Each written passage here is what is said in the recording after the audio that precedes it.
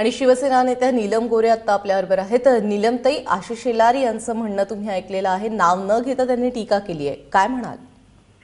एक तर पहिलं सगळ्या मुंबईमध्ये आणि महाराष्ट्रामध्ये सुद्धा पण हा साधारण आता चौकशीचा जो संपूर्ण अहवाल आहे आणि ज्याच्या आधाराने परीक्षकांना अटक करण्यात आलेली आहे, मुंबईकरांना खड्ड्यामधून प्रवास करायला लागावा असं कधीही कुठल्याच लोकप्रतिनिधीला वाटणार नाही।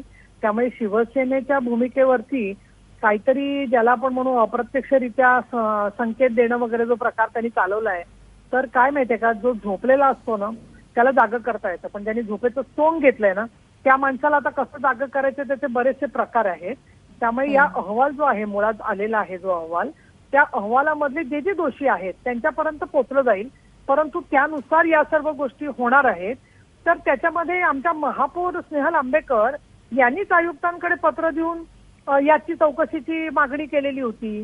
त्याच्यामुळे स्वतःला त्यांनी श्रेय घेण्याचा प्रश्नच उद्भवत नाहीये काही। आम्हालाच आमचीच इच्छा आहे की योग्य पद्धतीने काम व्हावं। दुसरं आश्चर्य वाटतं मला या गोष्टीचं की सगळं टेंडर्स वगैरे निश्चित करण्याची जबाबदारी जी असते ती प्रोसेस जी आहे ती प्रोसेस सगळे अधिकारी करत असतात आणि इंजिनियर त्याच्याबद्दलचं संपूर्ण टिप्पणी समोर ठेवत असतात लोकप्रतिनिधींच्या, आणि त्याच्यावरून एका इंजिनियरला बडतर्फ देखील केलेला आहे।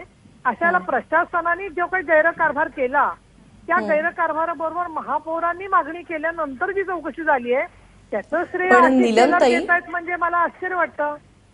नीलमताई, त्यांचं असं म्हणणं आहे की सेनेने आवाज उठवलेलाच नाहीये, श्रेय ते स्वतःकडे घेतात, भाजप श्रेय घेत या सगळ्या मुद्द्याचं।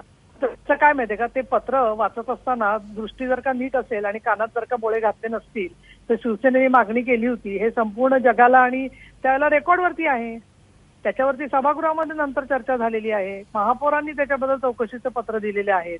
आणि त्यामुळे स्वतःला श्रेय प्रत्येक गोष्टीमध्ये घ्यायचं आणि अर्धवट प्रश्न कुठेतरी माहिती त्याची सांगायची आणि त्याच्या आधाराने अगदी स्वतः मुख्यमंत्री मी एक संदर्भामध्ये म्हणाले होते की स्वतःच्या पगारानुसार किंवा स्वतःच्या ऐपतीनुसार टीका करावी, पण आशिष शेलारांना तो सल्ला कळत नाहीये ना। थेट त्यांनी असं देखील म्हटलंय नीलमताई यामध्ये की करून दाखवलं असे म्हणणारे देखील आज जाऊ शकतात, असं आहे त्यांचं जे मी वाक्य वाचलं। परंतु जोपर्यंत नाव घ्यायचं ते हिंमत दाखवत नाहीत ना तोपर्यंत अशा डरपोक माणसाची काही मला दखल घ्यावीशी वाटत नाहीये। म्हणजे तुमच्या दृष्टीने त्यांचं म्हणणं दखलपात्र देखील नाहीये। नीलमताई, खूप खूप धन्यवाद, तुम्ही एबीपी माझाकडे ही प्रतिक्रिया दिलीत त्याबद्दल।